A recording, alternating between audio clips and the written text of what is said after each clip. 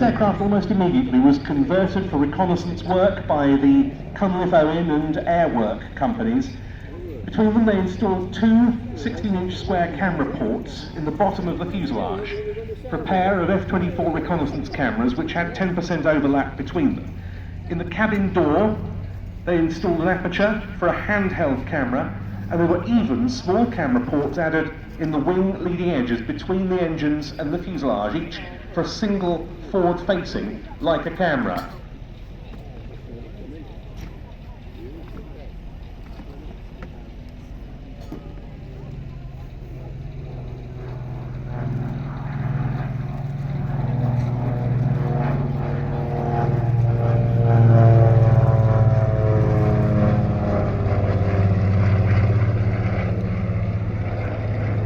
Sidney Cotton's assistant photographer, one Patricia Martin, who devised two further modifications which would be crucial for this aircraft's effectiveness. One of them was a teardrop window on the port side of the cockpit, which could act as another position for a handheld camera. And she also had the idea of fitting pipework to divert hot air from the engine exhausts across the lens of the starboard belly-mounted camera to stop it fogging up at higher altitudes. It went on to be flown operationally by Cotton himself and his co-pilot, Canadian-born flying officer Bob Niven, and Niven's logbooks, which survive to this day, reveal the secret missions this aeroplane carried out.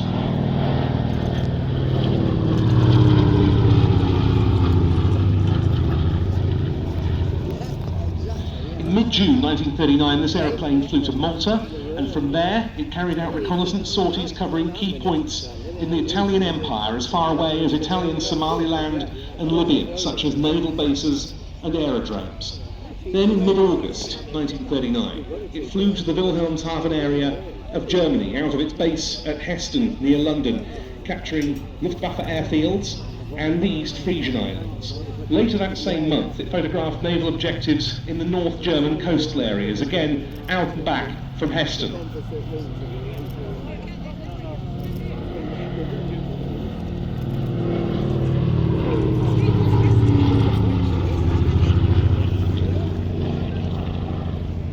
It also flew several times to Berlin's famous Tempelhof Airport on business associated with Sidney Cotton's cover story, which was as a representative of a manufacturer of colour photographic film, clandestine reconnaissance work. But nonetheless, these are fascinating flights. And not long before war broke out, it made one last visit to Berlin, associated with an abortive attempt to fly the Reichsmarschall Hermann Göring to Britain for peace talks.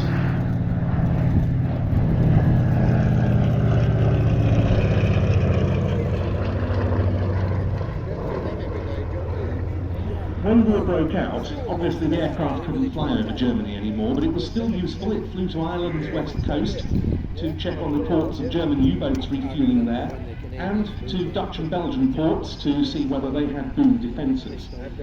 It then came into RAF service. It was used as a support aircraft and on certain items of Secret Intelligence Service business, often before the armistice with Germany, the French armistice with Germany, it flew to France. But then in September 1940, a parachute mine was dropped on its hangar at Heston, and the aircraft was badly damaged.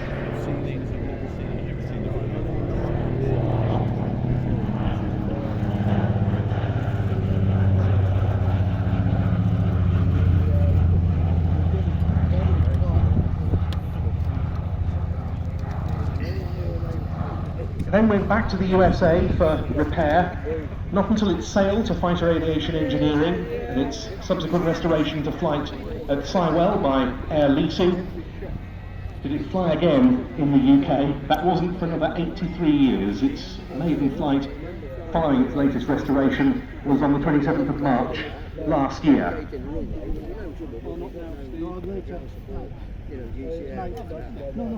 And it tells really such an important part in the history of British military photo reconnaissance. We saw earlier the Rolls-Royce photographic reconnaissance Spitfire.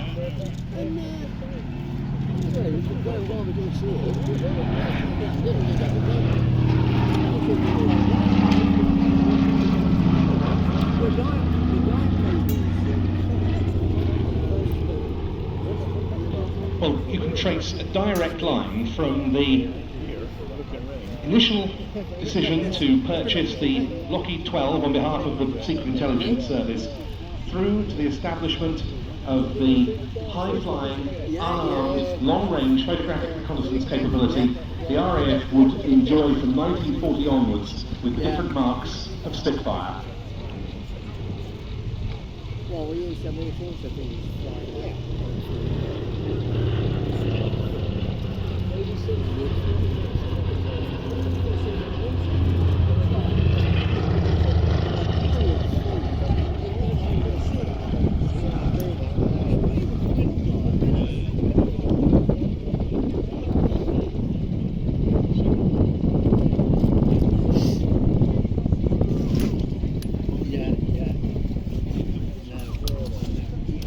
Surviving airworthy aeroplanes with such provenance as this one don't come along every day. It's one of several Lockheed 12s that were associated with Sidney Cotton during his career. It's one of several Lockheed 12s still airworthy around Europe. This is the only one in the UK. Which it did.